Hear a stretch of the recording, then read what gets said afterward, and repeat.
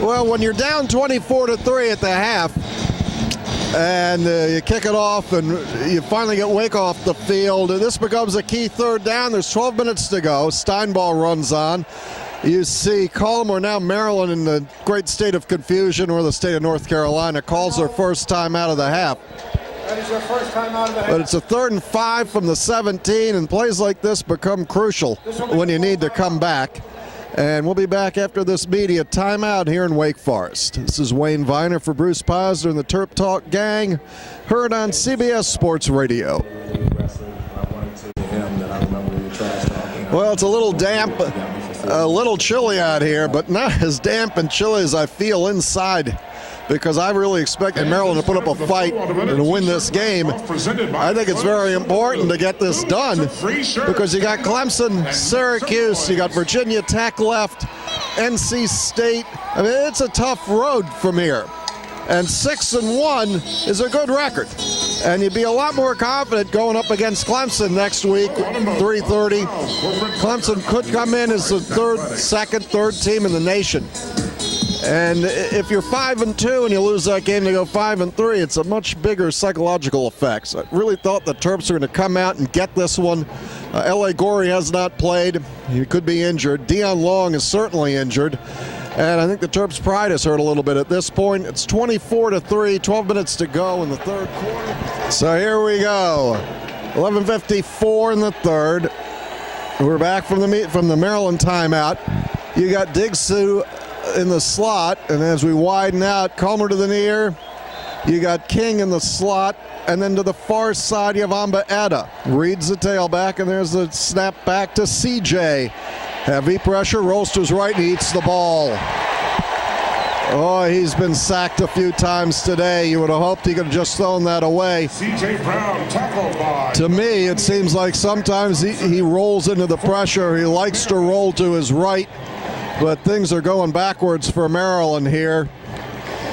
Not quite what we drove down to Winston-Salem to see, but boy, last night was great.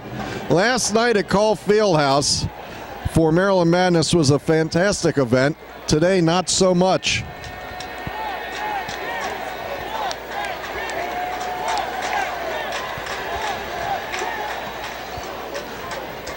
Campanero has had a big day back to field the punt, about his 45.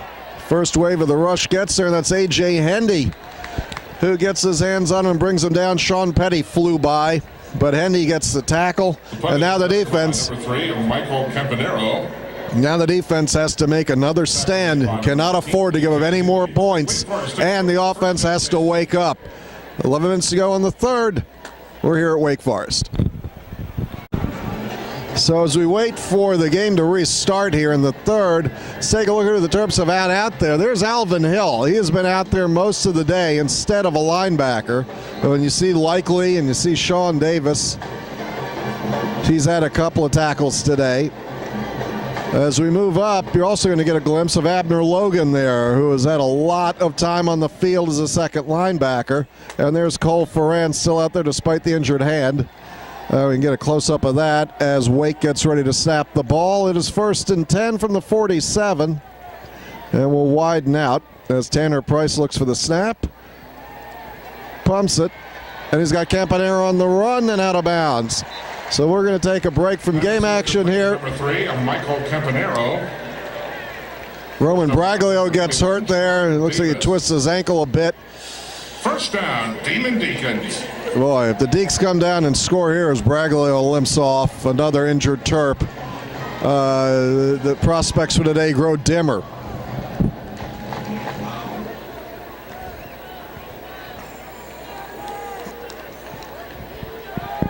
Last week on the field, we were talking about how much you wanted to win the games that you could win. It's Campanero with another catch. And now a penalty flag. I'm not sure what that was. Probably not good for Maryland. There's a flag on the play. You come out here and the offense sort of short-circuited. I'm still waiting to see what the call was. Holding, offense number 86, 10-yard penalty. Okay. First down. Well, I'm sure the Terps will take that. Really a sparse crowd here at Wake today. This used to be called Grove Stadium, and now you see that it's BB&T Field. And the press box area was gorgeous. It was up there before the game. They really did it right. It's a smaller stadium, and the smaller stadium, even though half filled, I expect is about 15,000 people here. And I think they were surprised at how well Wake has defended, how intense Wake Forest has been today, and really how inept Maryland has been. It takes two, and in this case, Maryland really helping their own demise.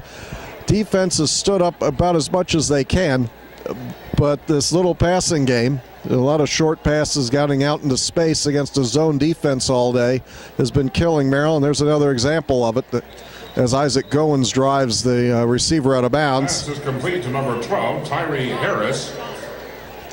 Forced out of bounds by number 17, Isaac Goins. So Harris on the catch. Wake 138 passing yards, Maryland 137. Wake 38 rushing yards, Maryland 36.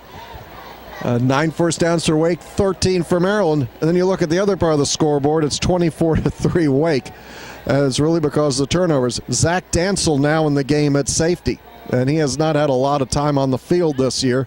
Maryland's trying everything. Here comes Ngakoue trying to make a play, and Ngakoue has him. He gets away, and then Whitfield on him, and Ngakoue, and they finish off Tanner Price way back at the 30. The freshman, number 7, Yannick Ngakoue. This is tackled by number 41, Marcus Whitfield. And Whitfield gets the TFL, tackle for loss. He's one of the nation's leaders. And you get a close-up here of Dansel, who was the quarterback at Good Counsel. He went out to New Mexico with Loxley, and now he's playing safety for Maryland. And what a head of hair he has flowing out of the back of his helmet. He was really a fairly good high school quarterback for Good Counsel. And that's the Good Counsel connection that also brings Stephon Diggs our way.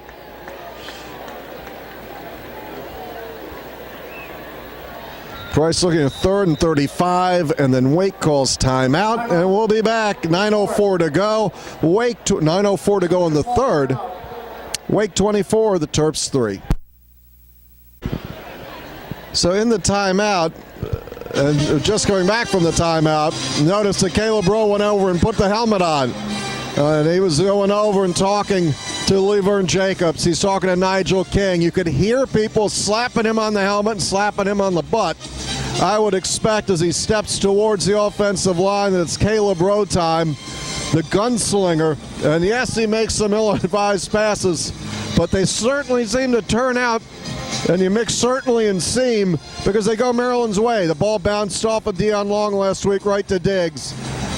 Caleb Rowe throws a ball on 3rd and 21. Up in the air goes Deion Long. He makes the catch along with the top of his helmet, and Maryland comes back to win the game. So if you have a fighter's chance, you have a puncher's chance in this game, it's probably with Caleb Rowe coming in for CJ.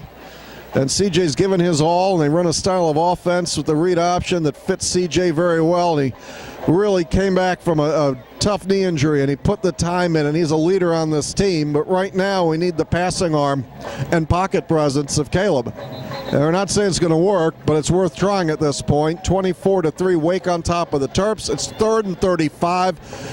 You got an omen here. If Wake can pick this up, you're like, oh man, this could be over. It's that kind of omen.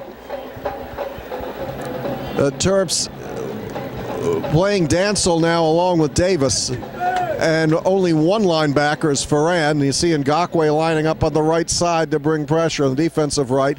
So a handoff underneath. Will Likely in pursuit. Whitfield in pursuit. He runs an Alvin Hill and a gang of other Terps, and it's 4th down. So you need a stop. You got your stop. Here comes the punt, and we'll be back, hopefully, with Caleb Rowe leading a comeback for Maryland. And then that'll be the story. Not that we got down 24-3, but they brought Caleb Rowe in after a good game last week. As you see, Will Likely back to return the punt. The up back is Albert Reed. Alexander Kennel in punt formation for Wake Forest.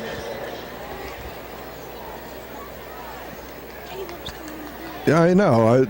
As Mason, playing intern here again today, says something. I've just been talking about that. Mason's been watching the game that Caleb's coming in. First and 10.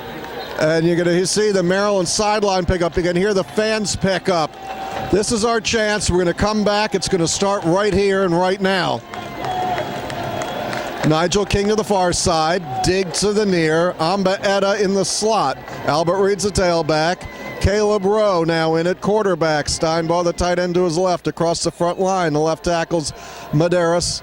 Then it's Arnett, Conaboy, Dunn, and Doyle for the Terps. Caleb back. Fires it to Amba Etta. A little interference, some blockers in front, actually in front of me. And Amba Etta out of bounds. And here come the Terps. They're going to start rolling right now. First down at Maryland. So 8-10, now 8:09 to go. First down at the 44 for Maryland. Leverne, Jacobs, and King to the right. Diggs and Amba Etta to the far.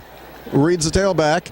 Fakes it. He's looking towards King now. He slings it right down the middle, and then Leverne has it. Leverne Jacobs to the 20. He cuts the corner. He's gone. Leverne Jacobs, touchdown. Maryland, and the comeback is underway. The catch is made by number 8, Leverne Jacobs.